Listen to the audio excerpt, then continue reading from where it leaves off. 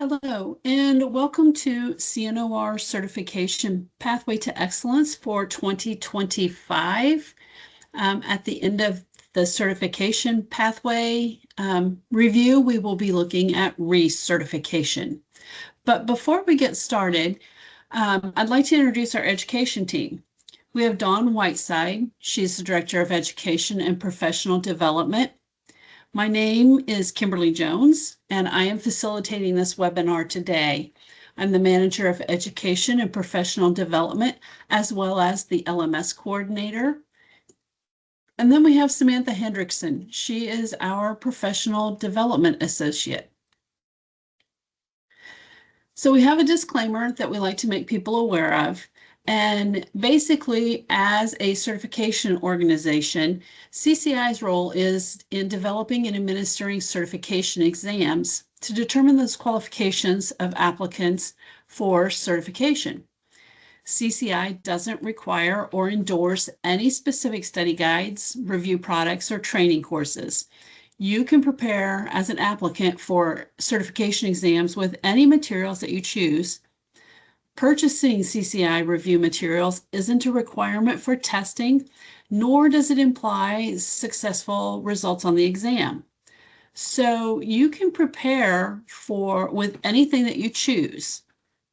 However, CCI does offer various study resources for certification exams, including an on-demand prep course, practice exams, a study guide. There are really no study resources that are prerequisites for certification exams. So our objectives for today, we're going to look at the value of certification. What is it? And then the eligibility requirements for the CNOR certification. We're going to look at the exam elements and then discuss study strategies using those recommended test prep materials. We're going to explore strategies for answering multiple choice questions. And then again, we're going to identify recertification requirements. So what is the value of certification? And on this slide, you'll notice a couple of resources. One is our CCI website, which there's a hyperlink. And then we have a QR code for our CNOR Candidate Handbook. And this handbook covers certification and recertification. It answers a multitude of questions that you may have, and it's a really valuable resource. It's good to download it, save it, know where to find it on the website, because this is really an important resource. So CNOR certification, it's defined as the documented validation of the professional achievement of identified standards of practice by an individual registered nurse providing care for patients before, during, and after surgery. So the purpose of certification, well, it demonstrates accountability to the public for safe nursing practice, and with that, it enhances quality patient care. It identifies registered nurses who've demonstrated professional achievement in providing perioperative patient care, and it provides employers or your facilities a means of identifying that professional achievement of an individual nurse. It provides professional satisfaction, and it contributes to the career path for perioperative nurses. So what are the objectives of certification? Certification recognizes the individual RNs who is proficient in practice. It strengthens the use of evidence-based theory in assessing, planning, and implementing and evaluating nursing care. And then it enhances our professional growth through continued learning. And that continued learning results in a greater depth of knowledge and expanded skills and practice. So now we're going to look at the eligibility requirements for the CNOR certification. And what's the application process and what are audits? So as we look at the exam eligibility criteria, you need to have a current unrestricted RN license in the country that you're currently practicing. You need to currently be working full or part-time in perioperative nursing, either in a clinical practice role, education, administration, or research, and have a minimum of 2 years and 2,400 hours of experience in perioperative nursing, with a minimum of half of that being 1,200 hours in the perioperative setting or the intraoperative setting. And if you've earned your CFPN, your CST, your TS-C, or hold a military equivalent, a minimum of 18 months and 2,400 hours of experience as a perioperative registered nurse is required. Applicants can apply for the CNOR exam by creating an account on the CCI website or logging into their existing account. And the following information is required to complete the online application, and it takes about 15 minutes to complete it. So your personal contact information, address, home, work phone number, email, and make sure you use an email that you plan to use long-term, and it'll allow you to receive communications from CCI. Your email is also your login ID. So long-term is more geared towards your personal email versus your work email, especially if you change jobs or move frequently. You want to have a more permanent email. You use your legal name as it appears on your original valid, unexpired government-issued photo ID that bears a signature. Your nursing license information, such as your expiration date and number, your states that you're licensed to practice in. Your work history, past 2 years, date beginning that you began working in the OR, your current position, your current practice. If it's been more than 2 years, that's fine. It just has to be a minimum of 2 years noted. Your employer contact information, that includes the facility name, address, phone number. Who's your supervisor and how do we get hold of them? Name, address, email, phone number again. And then there's payment information. Once your application is accepted and approved, you'll be able to schedule your exam online with our testing partner, which is currently PSI.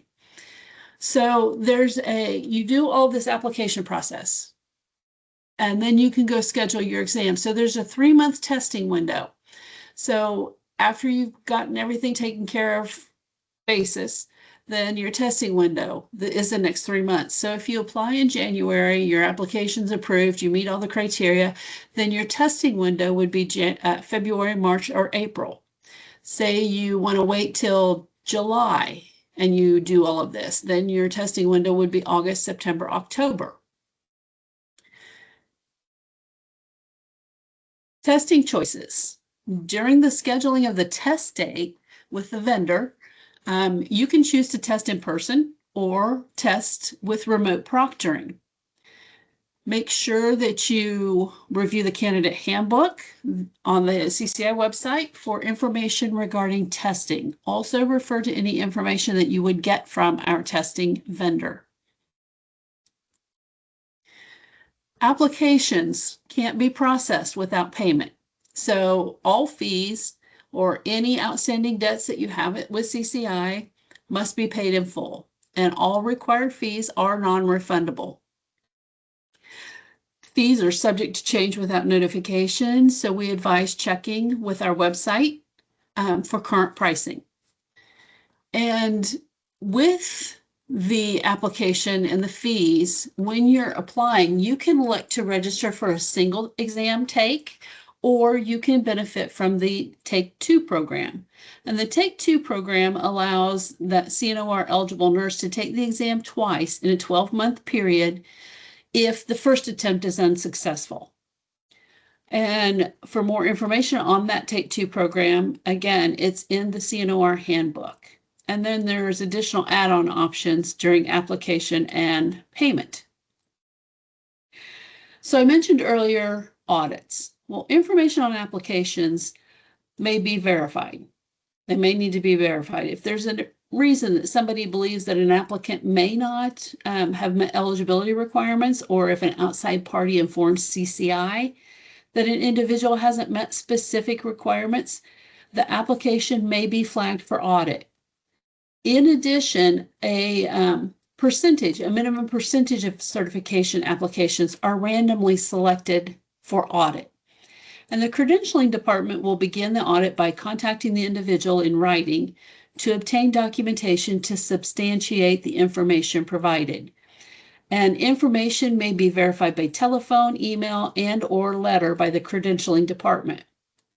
All information gained through verification procedures will be kept confidential, except in instances where the law demands the disclosure of facts. Under no circumstances will the reporting party be disclosed. Verification may include, but is not limited to, the following information. Employee verification form that a current manager, supervisor, or human resource representative completes. Verification of the RN license through nurses. Verification of professional history, nursing history through contact with past employers if needed. And the applicant is responsible for furnishing any information missing from the application. Should any information on the application be found false, the applicant will be notified and declared ineligible to continue in the certification process.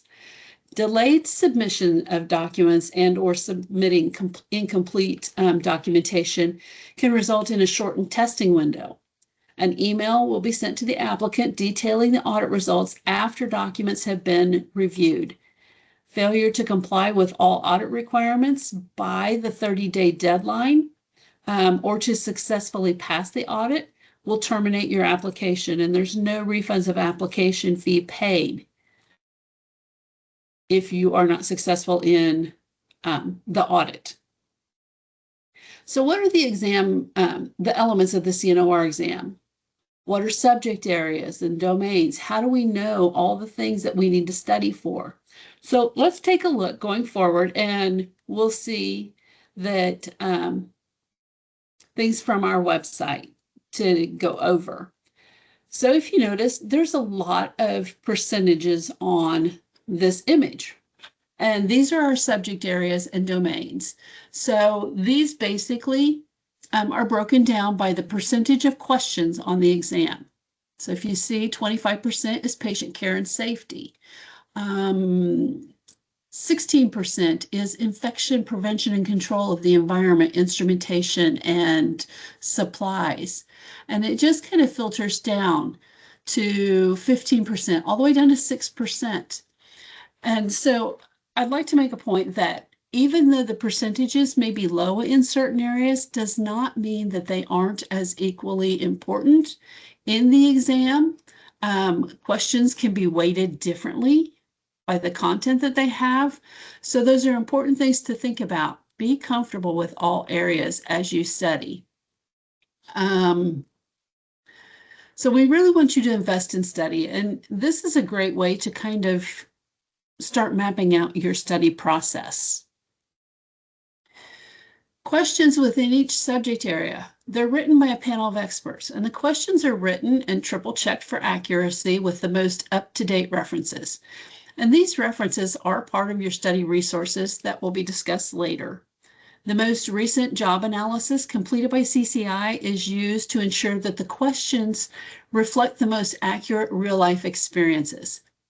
The subject areas are divided into a certain percentage of questions within the entire exam. So each subject area has a required topics that we review in our presentations. And these topics are also called knowledge statements. What does a perioperative nurse need to know? And then they're broken down into tasks. What skills do a perioperative nurse need to know how to do? So we have to know what to know, and we have to know what to do, our task and knowledge statements. The CNOR exam consists of 200 multiple choice questions. Of the 200 questions, there are a set number of questions used to calculate a test score.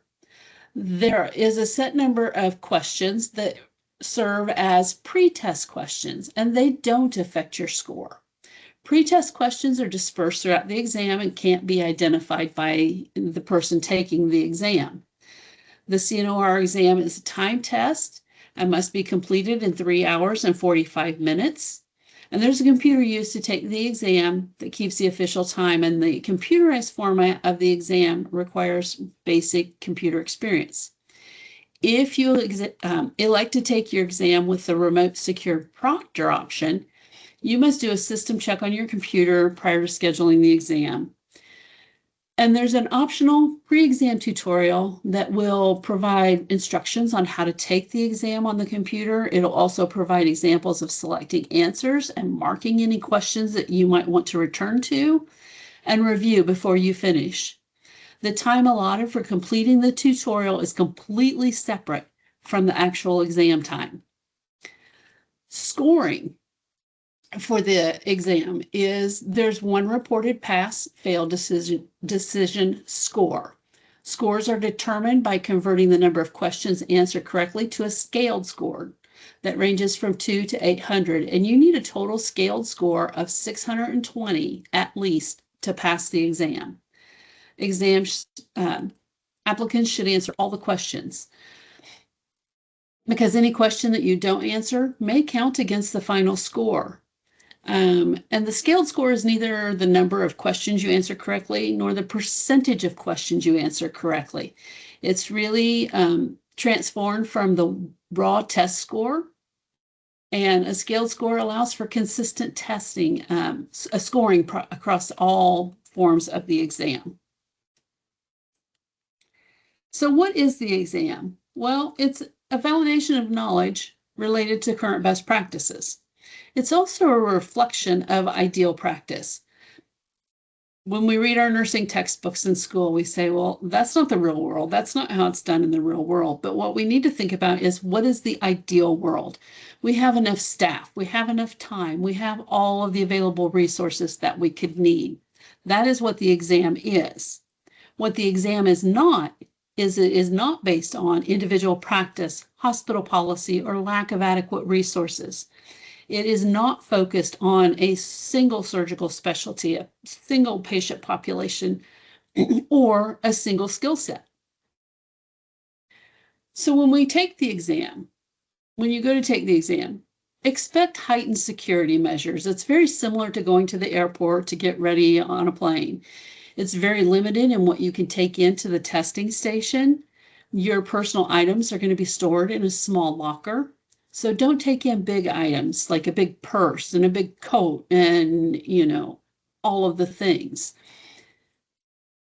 There are multiple tests going on in a testing center, candidates taking different kinds of tests at these testing centers. So earplugs may be offered by the testing center, or headphones may be available. They will offer scratch paper, and that can be requested.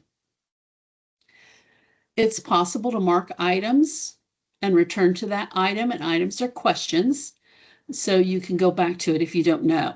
There's a review screen option.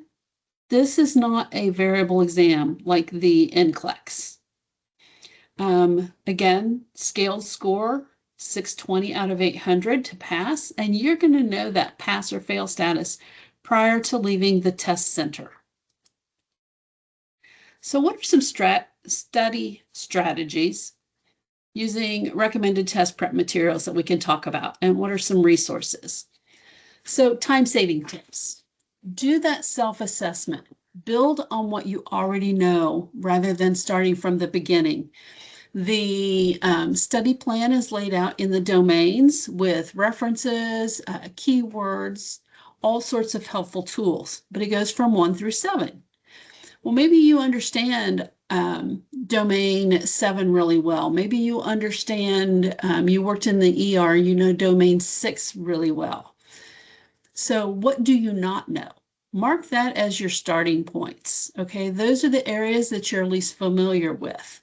Or if you're kind of just, I think I know everything, but let me check, then start with the area that has the highest percentage of questions. Start with those subject areas and use the subject areas to organize your study plan. Recommended study time prior to the exam is 3 months. And while you're studying, turn off outside distractions. Shut the door, put a sign on your door saying, study time, back in 30 minutes. Turn off text messages, the TV, and emails. Take off your smartwatch, set it to the side. Break up the content and time into bite-sized chunks. It's called chunking. It's a Pomodoro technique that you can use, and where you break things up into small bite-sized pieces to allow your brain time to not be overloaded with too much information at once. You need to be able to apply broad concepts versus memorizing facts and figures. And then practice by taking multiple choice style exams, because that's what the exam is. So textbooks. We use the current edition of AORN guidelines for perioperative practice. References come from Drain's Peri-Anesthesia Nursing, from Berry and Cones, from Alexander's Care of the Patient in Surgery. So great resources out there that you can use. You don't have to go out and buy all of these. Again, it's you choose whatever method works the best for you. We have resources that are free on our CCI website. We have the CNOR Candidate Handbook. We have a study plan. And between the handbook and the study plan, they're great ways to figure out what you need to do and how you need to go about studying. There are sample exam questions. The CCI staff is available for questions, and you're just really confused as to why the reference says one thing when you think it should be another. We can bounce ideas. And then there's webinars that we have online. Additional resources. So a pathophysiology book. Say there's procedures that you're studying and you go, I have no idea what this is. Maybe you don't do neuro in your OR. And that's perfectly fine, but you want to know about some of those procedures, some of those key points, or maybe you don't do ophthalmology. Have a medical dictionary to look up terms that you're not familiar with as you study. Same with lab diagnostic tests manuals. Just because your computer tells you this is an abnormal value, you should still have a base understanding of what the ranges are. AORN Journal is a good resource. The Association for the Advancement of Medical Instrumentation, AMI, standards, those are for sterile processing. So make friends with downstairs or wherever your sterile processing department is. Ask if they have those standards. Can you use them to study and borrow? Joint Commission and CDC are also great resources. Exam prep materials that we have on the CCI website or available. We have Pocket Prep. It's a great tool to use. It's an app that you can download on your phone to test yourself during breaks or at lunch, or if you're going on a road trip and somebody's driving, you can study. Exam prep can be purchased as a physical book or a Kindle edition. There's online practice exams, and those are 200 question time tests. You have 12 months of unlimited access from the date of purchase. There's an on-demand prep course. It's on your own time and at your own pace, and it covers all of the domains. You have 12 months of unlimited access from the date of purchase on on-demand prep courses. And then there's a bundle. You have 12 months of access of recorded exam review covering all the domains. It also includes the exam prep e-reader and 200 questions. And then we have other exam prep materials. You can go into our CCI store. You can sign up for an on-demand prep course. We have some coming up. They're always found in this location.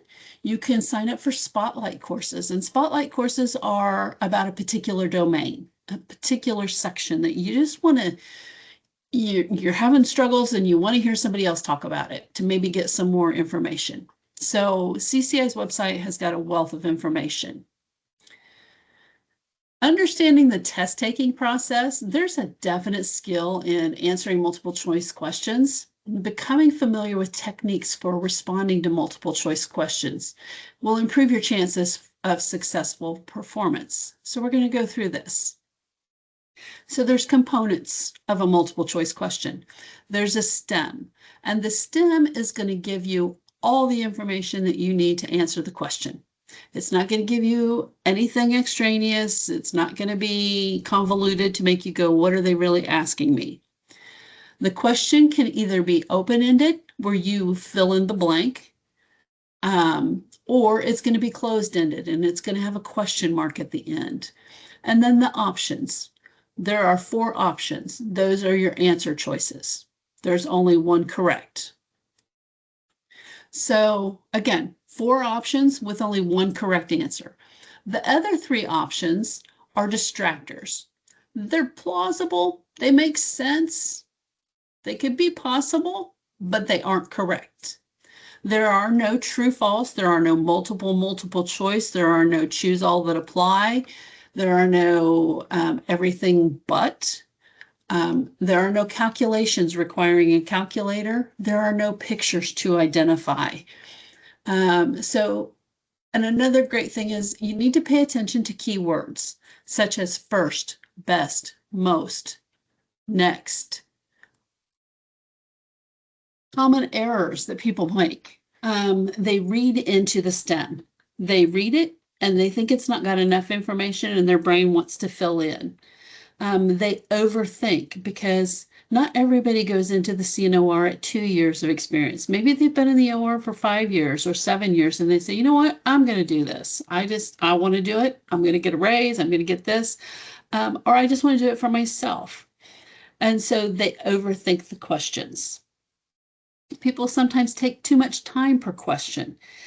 Really allow yourself 1 minute per question. If you find that feel like you're taking too much time, mark it to go back to it. People miss the quantifier, that best, next, most. They change answers to multiple questions. Have a very valid reason when you go back and think you need to change an answer. Think about it, reread it, and wonder, would you answer the question the same way again?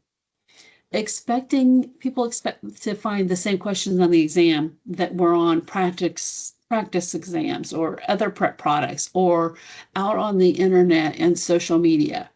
You're not going to find the same exact questions. Other errors, answering questions based on past experience, because that experience is very particular. It's very singular to the situation. So you have to think about what is supposed to happen in the ideal world. People base their answers on their facility's present practice, and that may not be evidence-based. They use tricks. They want to choose the longest or the shortest. They want to choose option A, B, or C. But instead, what you need to do is you need to analyze the question. What do you need to know to answer the question? If you're unfamiliar with the content, where could you go to find out more information? And why were the other options incorrect? And this is a really good practice when you're studying. Okay, when you're doing these practice exams or practice questions or pocket prep. What am I missing? Ask yourself and go read about it. So we're going to look at a couple, 3, 4 questions and kind of get a feel for how the questions are written. So patient population, which accounts for the greatest number of eye muscle procedures, is pediatric, adolescent, adult, or geriatric. All right. So if you answered pediatric, you're spot on. If you answered geriatric, you missed a key part. So, and the other 2 are just distractors. They're plausible, possible, but distractors. So when we think about the greatest number of eye muscle procedures, that's why the correct answer is pediatric, because eye muscle procedures we do for strabismus.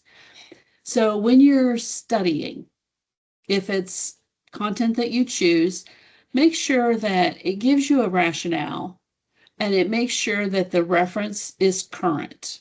We don't want to see, you don't want to use reference materials from 2019. Typically, most current is within the past 5 years. So the most effective way to evaluate patients' comprehension of their upcoming surgery is to A, have them describe the procedure in their own words, B, witness the signing of the consent form, C, ask yes/no questions, or D, document the patient has received a patient education brochure. This is an example of an open-ended question. And the correct answer is have the patient describe the procedure, right? Because they can repeat it in their own words, they have an understanding. Perioperative nurse discovers that a sponge is missing during the closing count of a left lung lobectomy. And the nurse's first action would be to, what do? Do we want to repeat the count, notify the surgeon, document the count as incorrect, or notify the supervisor? They're all very possible. But the correct answer is we want to notify the surgeon and have that acknowledgement from the surgeon and the team as soon as the discrepancy in the count is identified, meaning that as soon as you've counted and you've got something missing, let them know so they can start looking. And that comes straight from the AORN guidelines. So now we're going to look at the pathway to CNOR recertification. And the rapid rate of change in the modern perioperative setting requires a conscious effort to maintain competency. When you recertify your CNOR credential, you demonstrate that continued dedication to perioperative excellence, an ongoing commitment to specialized knowledge, and a personal commitment to patient safety. Recertification of the CNOR credential, it recognizes that professional achievement of a certified nurse who chooses to maintain proficiency in the perioperative setting. All activities undertaken in the certification renewal process are designed to enhance the knowledge of the CNOR certificate and improve the nurse's ability to function in the perioperative setting. So once you get your certification or you have your certification, then you want to start looking at the recertification. You need to start that planning. So that's what we're going to look at now. What are the eligibility requirements for recertification and how do I recertify that CNOR credential? What are the online steps for recertification application process? And then what if I just don't want to renew or recertify? What can I do? What options do I have? So again, we're going to look at those eligibility requirements and options. What are the accrual windows and fees? And then the CNOR handbook. It's a great section on recertification. So why do you recertify? Well, when you recertify your credential, you really demonstrate that continued dedication to perioperative excellence. It's an ongoing commitment to that specialized knowledge, and it's a personal commitment that you have to patient safety. Eligibility. You need to hold an active CNOR credential and a current unrestricted RN license. You need to be currently working full or part-time in perioperative nursing, whether that's clinical practice, nursing education, administration, or research. You need to have worked a minimum of 500 hours in perioperative nursing within the accrual period. And of those 500 hours, 250 hours must be in the area of education, administration, research, or clinical practice that impacts intraoperative patient care. So, our recertification process. You need to confirm your eligibility. Do you meet those previous eligibility requirements that I just mentioned? Complete professional activities during your accrual period. Make sure you have enough points. Submit your application and fee, and then look ahead to the next 5-year recertification process. Your accrual period is a time period in which you must complete your recertification activities. It begins on January 1 of the year you became certified or recertified and continues through December 31 of the 5th calendar year. So there's a tool on our website, and it really helps you calculate things. So this is an accrual period calculator. In the first block, you will put in your year. So you have 2025 on here, and we have an example for 2026. So it shows you the breakdown of when you need to have your accrual period, the blue, and then your recert period is in the orange. That's your recert year. Recertification, people say, well, I've already got my stuff, I want to recertify. Well, you have to wait until January 1st for that window to open so that you can recert and pay your fees. And recertification by points, that recognizes professional development and competency maintenance that can be accomplished in various ways. To recertify by points, you have to earn 300 points within your 5-year accrual period. And those activities are a variety. They are free on our website. And again, we do audit recertification applications, and they're randomly selected. So the method to recertify, how do I do this? So professional points activities started as a complete rollout and switch over in 2018. So it's been going on for a while. And you have to have those 300 points in categories that I'm going to show you from our website. They have to be completed and submitted on or before December 31. So we have academic study. That's the only area that doesn't have a maximum number of points that you can accumulate. We have free additional points activities. Those are webinars, those are podcasts, those are white papers. We have case studies and reflections. And people think that's going back to school and writing a professional paper. It is not. There's a document that we give you the resources, you answer the questions, you meet the word counts and supply some references. Case studies are 50 points apiece. You can do 2, that's 100 points. That's a third of the way. You can do 2 reflections. They're very similar to case studies. They're 25 points apiece because they're not as in depth. And so there's 50 points, right? So between 2 case studies and 2 reflections, you're halfway done. Professional organization activities. We have games. They're crossword puzzles. They're 2 points apiece. And there's a maximum on all of the points activities. And that is all detailed out in your account and in the handbook. So how do I access my account? I haven't been in there since I took my exam, and now I need to recertify. Okay, so you're going to go to CCI's website, and you're going to click Login. If you don't remember your username or password, click on Forgot Password. Don't make another account. And don't wait until the last minute to start your recertification process, because it could cause you to go into quote unquote overtime.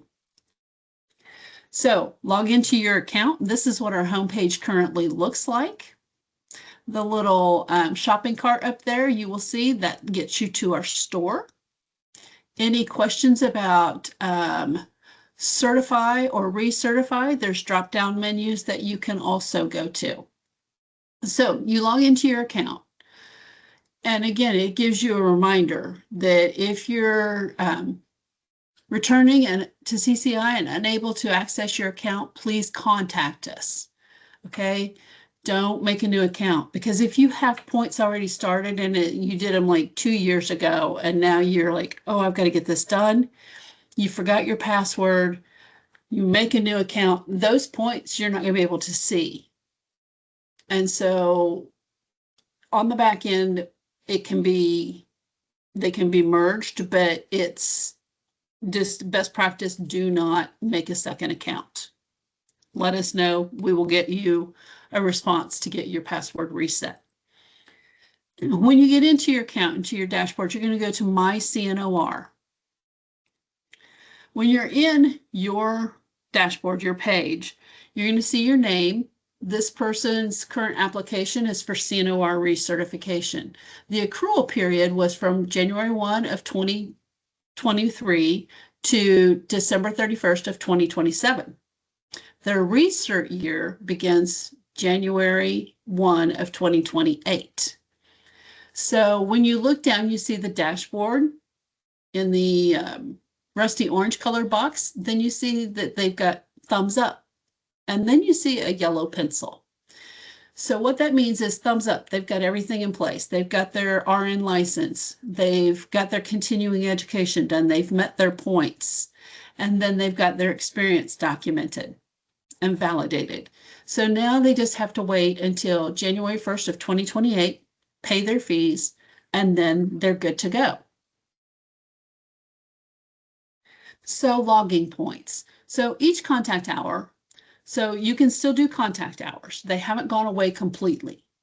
You can do 50 contact hours. So if you go to a conference and they give you contact hours, or you do articles through ARN or some other nursing journal or some activity, and you get contact hours, you can submit up to 50 contact hours. That comes up to 100 points.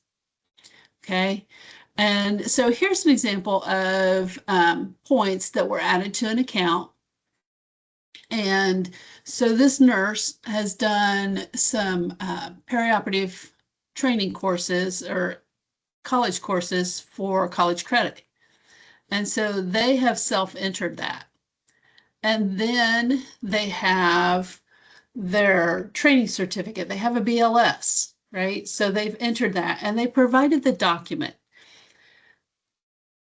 The site is not a storage for documents. The best way to store your documents as proof is to email them to yourself or put them in a Dropbox. If you keep them on your computer and your computer crashes, you may lose all of that information. So coming from the world of academia in a prior life, that was one thing I told students. Email your paper to yourself. Make a folder in your email. If you go from a Dell to a Apple to a something else, whatever your email is, you'll be able to access that from any computer. Okay, so you need to make sure that you have access to things. And then activities that you do through our store, those show up and they automatically load in. So as you can tell, this nurse did a puzzle. They got 2 points. And then they had a puzzle that went into the store, but they didn't get any points. Okay, so that kind of shows you how this system looks if you aren't familiar with her, haven't seen it. And like, again, it's not required to use our activities, but they are a free option. This screen will show you the maximum number of points available for activities that you can do. And you would go in and you go, well, I think this goes here. And you would click the report points. And then this would go here and report points. So this nurse has reported 23 points for this activity, continuing education. They've reported 45 for academic study. So this is just an example of how you would do that. If you have questions about where something goes, email info@cc-institute.org and they're happy to help you out. This is an accrual period deadlines for recertification. So if you certified in 2020, your accrual period ended, your recertification was this year, right? And your application is due by the end of December 31st, or at the end of December 31st of this year. Okay, and that's the end of your deadline. So this is a great tool that you can find on our website as well. Tips for success. You want to review professional accomplishments, make that recertification plan. Submit your application before your certification lapses on December 31st of this year or your recertification year. And then for 2026 recertifications, you don't have to have entered all of your points by the end of the year, but you just need to have earned them. Okay, they have to have a date, December 31st, 2025 or prior to qualify. And best practice is just to upload any continuing ed things as you go instead of waiting till the last minute. Audit process. Again, CCI randomly selects a percentage of recertification applications for audit. And if there's any reason to believe that there's been a breach in the integrity of the process by an individual seeking the recertification, then CCI can select those individuals for audit. Again, applicants selected for audit are going to be notified by CCI and required to submit additional documentation within 30 days of notification. After reviewing the documents, an email is going to be sent to the applicant detailing the audit results. Delaying the submission of documents or incomplete documents can delay the recertification process. There's an appendix in the handbook that outlines the specific requirements for an application under audit, and failure to comply with that recertification audit requirements in that 30 days or failure to successfully pass the audit is going to terminate your application. And there are no refunds of recertification application fee for not successfully completing or passing the audit. It's your responsibility as an applicant to furnish any information missing and keep that information safe. So what options do you have if you're wanting an extension or you're emeritus? So extension year. Active CNORs that are unable to complete professional activities during the accrual period can apply for a 1-year extension with a fee that will allow an additional year to complete activities. We get it. Life happens. Things change and you just need some extra time, right? You can apply for that extension year by logging into your account and completing the online application. You have to meet eligibility requirements for recertification.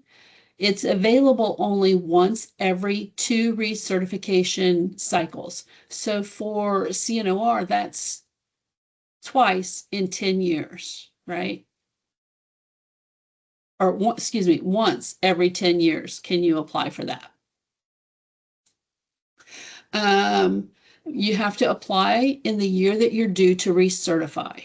So, for example, if you're not going to get your points done this year, then you can apply for that, but it has to be done by the end of the year. We'd like to tell folks that before you stress and think about the extension year, please reach out, have somebody look through and kind of go through on your own the handbook, see if there's points that you can come up with that are going to get you there. Okay, we don't want you to stress. We don't want you to have to pay extra money if you don't need to, but know that the options of looking at things and saying, well, have you precepted people? Did you meet that requirement? You may have forgot about somebody and that's going to put you in. Or can you do a couple of case studies to get to that point? So look and see what's available. You can continue to use your credential during that extension year. And then again, check the CCI website for the extension fee, check it for the recertification fees. So emeritus. This is for those that are wanting to retire or they're not working in perioperative anymore. They're not perioperative nurses. And they just say, you know what, I'm done. I'm not going back to the OR. I'm never working again. And they're going to sit on a beach like this little heart man right here and have a good life. But life happens. And maybe they miss the OR. Maybe they don't like where they transferred to in another part of nursing. Maybe they want to go back to the OR to help train some new nurses and, just they've missed it that much. Once you go to emeritus, it's a one online application, it's a fee, and it's a one-time thing. And you get to use the CNORE, but it does not mean that you have CNOR like active. Okay, so your job may require an active credential.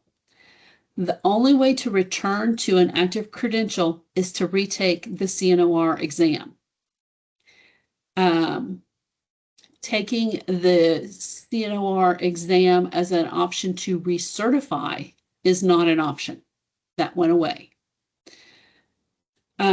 So make sure before you retire your credential, before you go emeritus, that you are good and comfortable with that decision, and life, you don't think is going to give you any more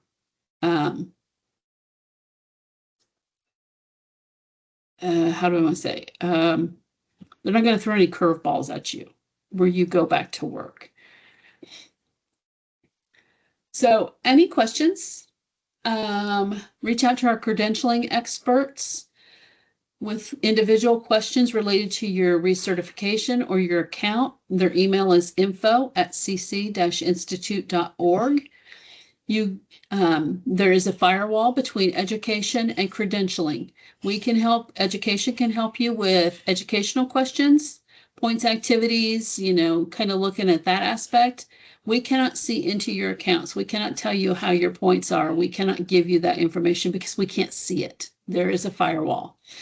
If you need to contact education, it's education@cc-institute.org. And I want to thank you for your attention, for your time, for listening to this webinar. And any questions, reach out and let us know. Have a great day.